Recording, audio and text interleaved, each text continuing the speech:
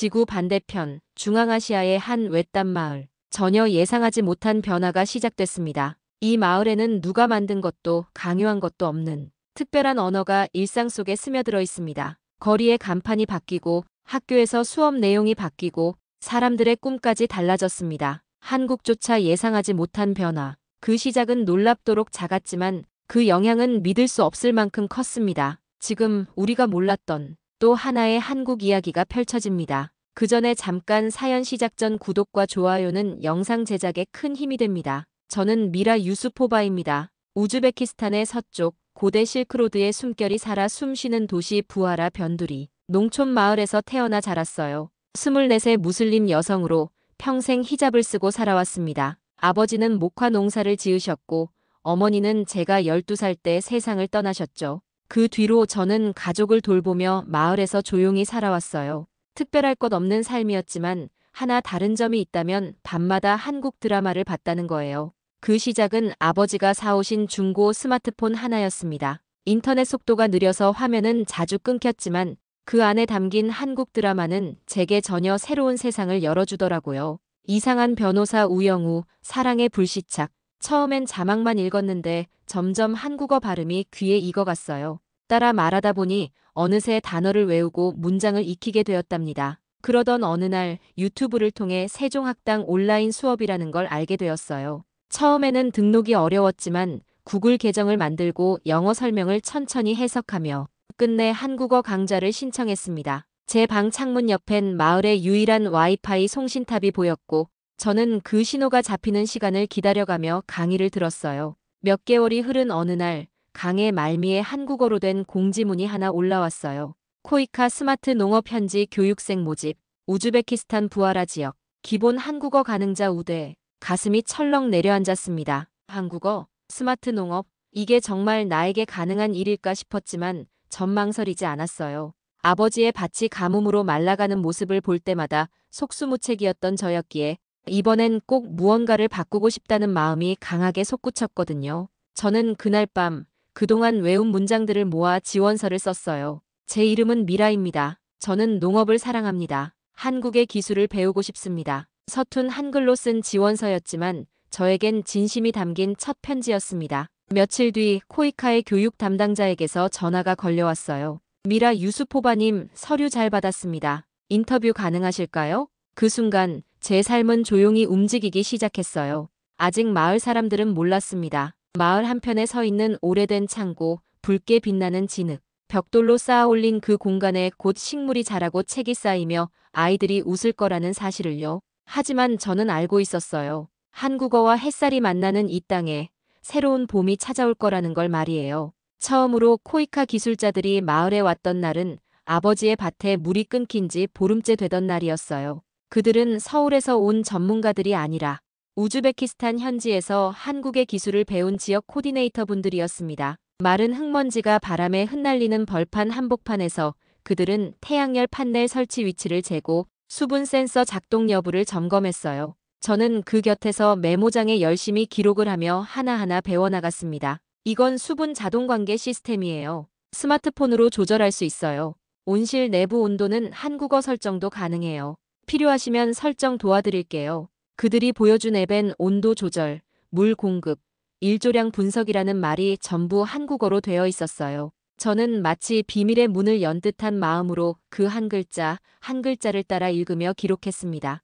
이 마을에서 한국어를 읽을 수 있는 사람은 오직 저 하나뿐이었어요. 그 사실이 제 어깨를 조금은 무겁게 또 한편으론 자랑스럽게 만들었답니다. 하지만 마을의 반응은 달랐어요. 태양으로 물을 끌어낸다고? 그런 건 마법이야. 젊은 여자가 햇빛 아래서 기계를 만진다니 정상이 아니지. 미라는 한국 드라마만 보더니 결국 뭔가에 홀렸구먼. 가장 가까운 이웃 할머니는 그날 저녁 저희 집에 오셔서 직접 말씀하셨어요. 미라야, 내가 책 읽고 외국 말을 배우는 건 참 기특하다만 사람은 자기 그릇대로 살아야 한단다. 그런 기계들, 마을과는 안 맞아. 저는 말없이 고개를 숙였습니다. 아니라고 꼭 해낼 거라고 말하고 싶었지만 입술이 떨어지지 않았어요. 무슬림 여성으로 히잡을 쓰고 마을에서 평생을 산 저로선 그렇게 반박하는 일이 오히려 불경처럼 느껴졌거든요. 그날 밤 아버지는 아무 말씀도 하지 않으셨어요. 조용히 식사를 마친 뒤 묵묵히 마당 한쪽에서 담배를 피우시던 아버지의 뒷모습은 말보다 더 무겁게 제게 남았습니다. 며칠 후 코이카 기술자가 제공한 초기 자재가 도착했어요. 작은 온실 텐트, 태양열 패널 2장, 자동 관계 장비, 그리고 한글로 쓰인 매뉴얼. 저는 그 창고에 천천히 손을 대기 시작했습니다. 오래된 먼지를 털고 깨진 유리를 빼내고 창문은 얇은 비닐 시트로 덮었어요. 바닥은 나무판을 이어 붙였고 벽에는 한국어 수업에서 출력한 단어 카드를 붙여 나갔습니다. 그렇게 이틀, 사흘, 닷새가 지나자 아이들이 고개를 내밀기 시작했어요. 누나, 이건 뭐예요? 여기서 공부해도 돼요? 이건 뭐라고 써 있는 거예요?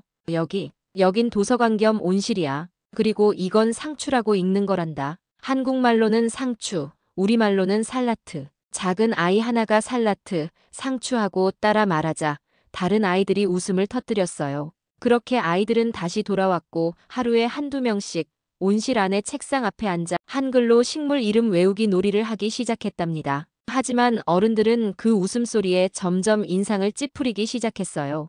애들이 외국말만 배운다. 집에서 기도나 잘 시키지.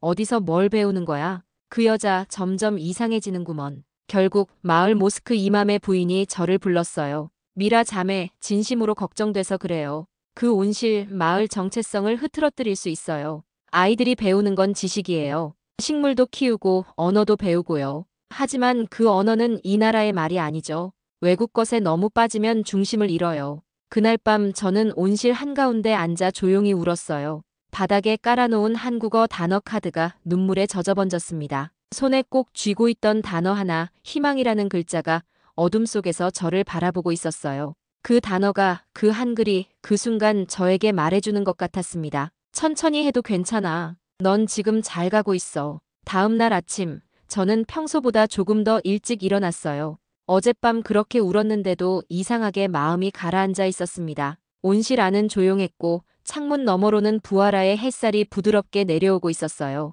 저는 젖은 단어 카드들을 햇빛 아래 널어 말리며 다시 정돈하기 시작했습니다. 그 중에서도 가장 마음에 닿았던 단어 하나, 함께라는 한글 카드는 눈에 잘 띄는 자리에 다시 붙였어요. 언젠가 이 말이 현실이 되기를 바라면서요. 그날 오전 아이들이 다시 찾아올 거라고는 생각도 못했어요. 그런데 조심스레 문을 여는 소리가 들렸고 8살 된 마르지아가 작은 화분 하나를 안고 서 있었습니다. 누나, 이거요. 우리 집 고추 씨앗이에요. 여기에 심으면 클까요?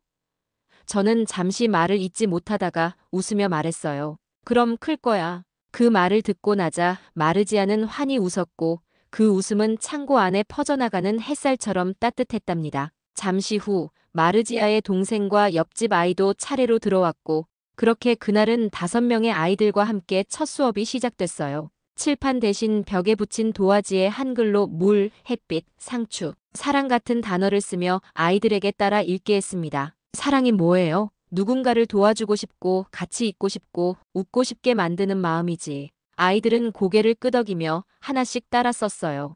그날 처음으로 저는 누군가에게 한국어를 가르친 사람이 되었습니다. 한참 수업이 끝난 뒤 아이들이 돌아가고 저는 다시 바닥을 쓸고 있었어요. 그때 누군가 문을 똑똑 두드렸습니다. 미라.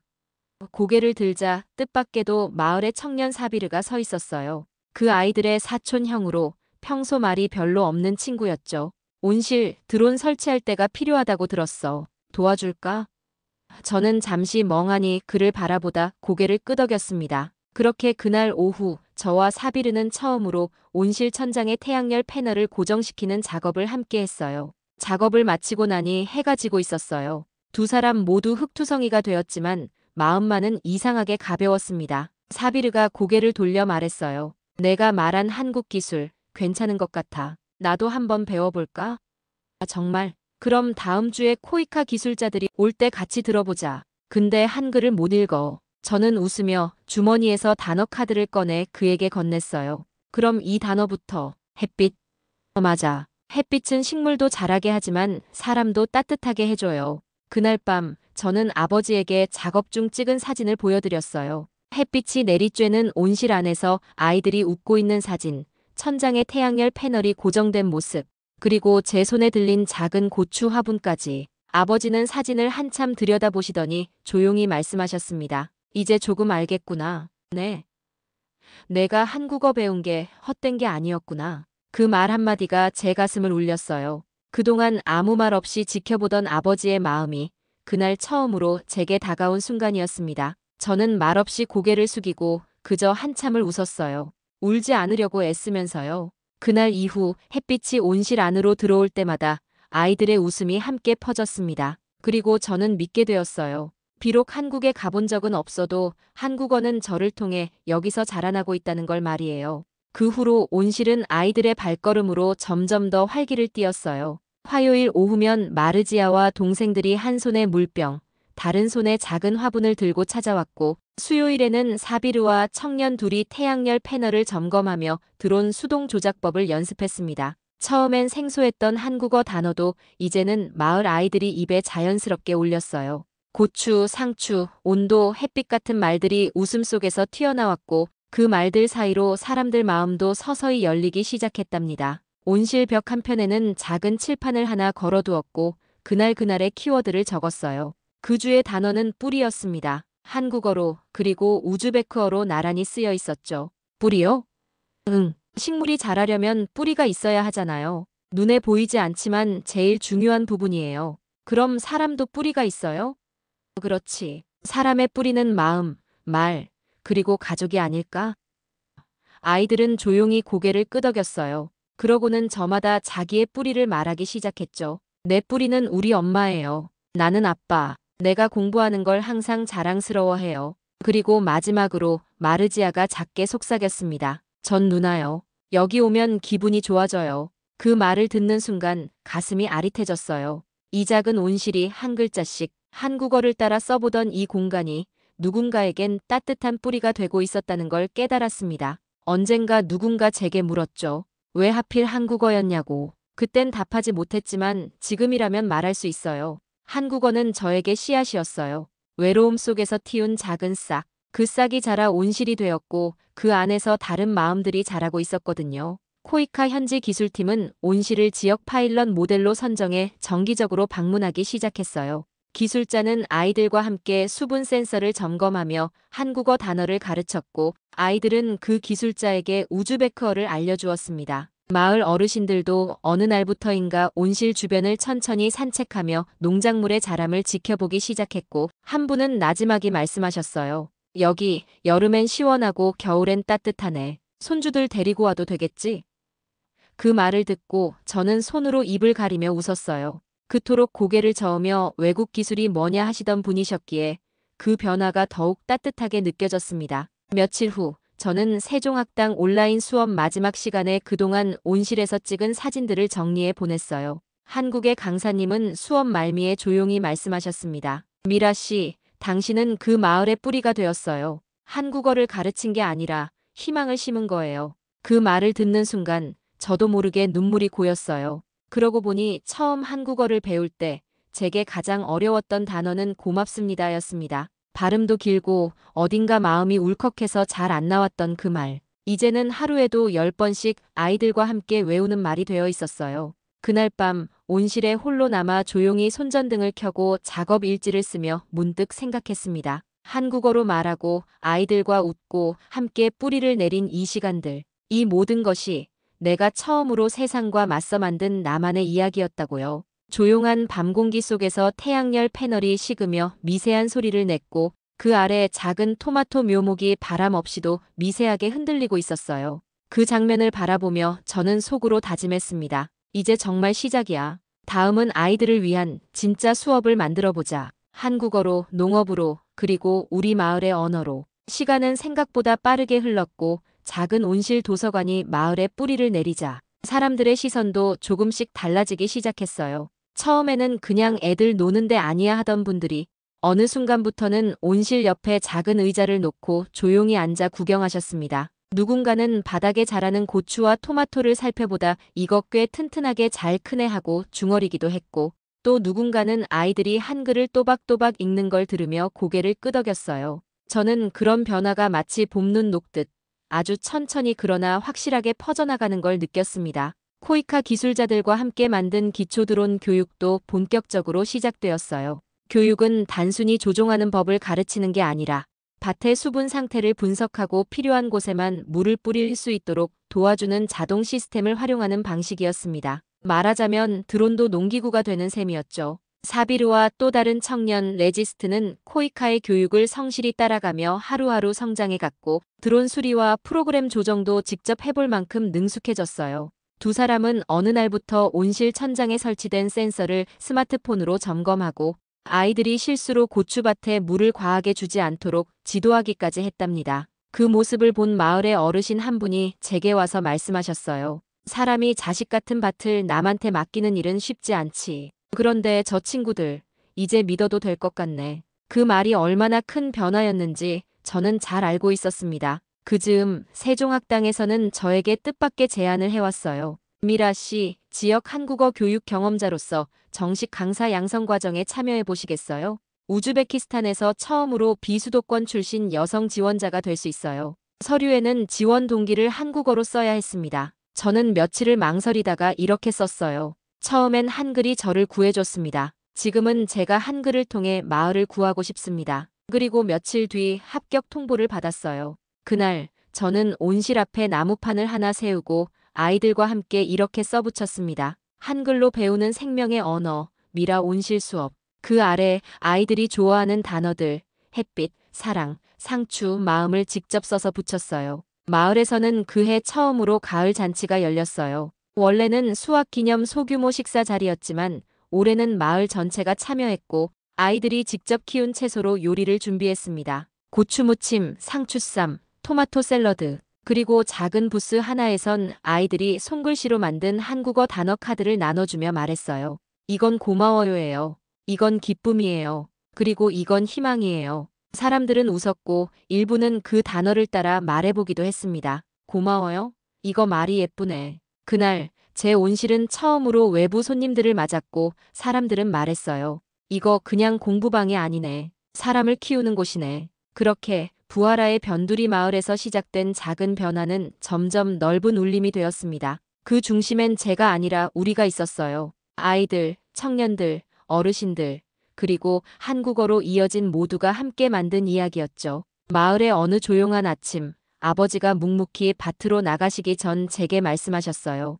이제야 알겠다. 말이 통하지 않아도 진심은 전해진다는 걸. 내가 그걸 온실 속에서 보여줬구나. 저는 그 말을 평생 잊지 못할 거예요. 왜냐하면 그 순간이야말로 제가 한국어를 배우며 처음 꿈꿨던 그 장면과 꼭 닮아 있었으니까요. 언어는 마음을 열고 기술은 땅을 살리며 사람이 사람을 바꾸는 것. 그리고 이 모든 게 제가 한글로 시작한 일이었답니다. 그해 겨울은 유난히 조용하고 따뜻했어요. 낮은 언덕 위로 햇살이 길게 드리워지고 마을은 눈이 아닌 모래먼지로 뒤덮였지만 제 마음속에는 흰 눈처럼 고요하고 맑은 무언가가 쌓이고 있었습니다. 온실 안에서는 여전히 아이들이 돌아가며 책을 읽고 청년들은 장비 점검을 했어요. 제가 부재 중일 땐 사비르가 대신 아이들을 지도했고 마르지아는 스스로 단어장을 만들어 또래 친구들에게 한글을 가르쳤습니다. 벽에 붙은 단어 카드는 어느덧 100장이 넘었고 그중 가장 오래된 단어 희망은 테이프가 너덜너덜해질 정도로 아이들의 손길을 많이 받았어요.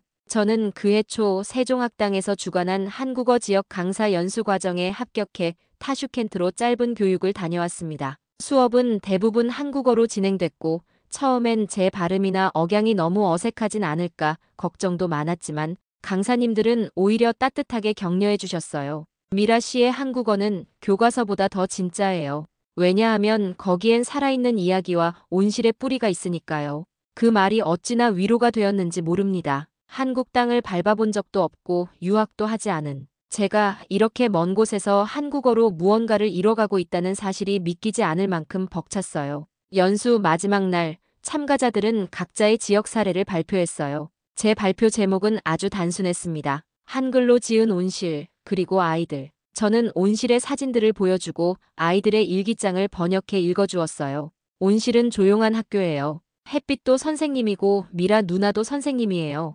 한국어는 어려운데 배울수록 마음이 기뻐요. 그 발표가 끝난 후 서울에서 온 한 담당자분이 제게 조용히 다가오셔서 물으셨어요. 혹시 한국에 와볼 생각은 없으세요? 저는 미소를 지으며 고개를 저었습니다. 아직은 제가 있어야 할 뿌리가 여기 있는 것 같아서요. 타슈켄트에서 돌아온 날, 마을 아이들과 청년들이 온실 앞에 나와 손에 작은 현수막을 들고 있었어요. 미라 누나, 부하라의 자랑이에요.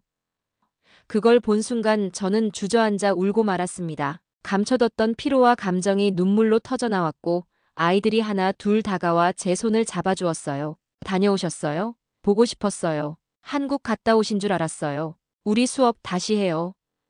그날 저녁 저는 온실벽에 걸린 작은 화이트보드에 새로운 문장을 적었어요. 한국어는 씨앗입니다. 누군가의 마음에 심기면 그곳에 자라나는 삶이 있습니다. 그 문장을 함께 읽던 아버지가 말씀하셨어요. 미라야, 이젠 정말 내 이름이 뭘 뜻하는지 알겠다. 미라, 너는 새로운 걸 가져오는 사람이야. 그리고 이제부터 너는 우리 마을의 선생이다. 그 말을 듣고 저는 평생 처음으로 제 이름이 자랑스럽게 느껴졌어요. 미라 유수포바, 한 아이의 누나이자 청년들의 언니이자 마을의 작은 선생, 그리고 한글로 삶을 바꾸어낸 사람. 제가 이 길을 선택할 수 있었던 이유. 그 시작은 아주 작고 조용한 문장이었어요. 넷플릭스 자막 속에서 처음 보았던 단순하지만 낯설지 않았던 그 말. 괜찮아요. 당신은 혼자가 아니에요. 그 문장이 제게 말을 걸었고 저는 그 말에 답하기 시작했습니다. 그렇게 시작된 대화는 어느새 이 마을 전체와 이어졌어요. 한글이라는 씨앗을 통해서요. 그리고 지금 저는 그 대화를 계속 이어가고 있습니다. 햇살 가득한 온실 안에서 아이들과 웃으며 그리고 조용히 또박또박. 몇 달 전 온실 앞에 처음 심었던 고추와 상추가 다시 꽃을 피웠어요. 뿌리 깊은 식물은 계절을 가리지 않는다는 말을 그제야 실감할 수 있었습니다. 아이들은 여전히 하루에 한두 시간씩 찾아와 글을 쓰고 그림을 그리고 청년들은 드론 조작 매뉴얼을 한국어로 번역해보며 조금씩 더 전문적인 기술자로 성장해가고 있어요. 그리고 저는 마침내 정식 한국어 강사 자격을 취득했습니다. 세종학당의 검정시험에서 현지 어학 실습 경험과 마을 온실 교육 사례를 인정받아 부하라 최초의 여성 민간 강사로 등록된 거죠. 처음엔 믿기지 않았어요. 단지 좋아서 시작한 일이었는데 그 일이 제 삶을 바꾸고 마을의 시간까지 바꾸어 놓을 줄은 몰랐습니다. 요즘 마을엔 바람이 좀 달라졌어요. 어른들은 매주 금요일마다 온실 뒤쪽에서 작은 시장을 열어 아이들이 키운 채소를 팔 수 있도록 돕습니다. 상추와 고추, 토마토가 담긴 작은 바구니엔 아이들이 직접 손글씨로 쓴 가격표가 붙어 있어요. 상추 500숨, 토마토 800숨, 그리고 어떤 바구니에는 이런 글귀도 함께 붙어 있었죠. 감사합니다. 고맙습니다. 한 번은 마을에 방문한 외국인 여행객 한 분이 이 글귀를 보고 깜짝 놀라 물었어요. 어떻게 여기에서 한글을 배우나요?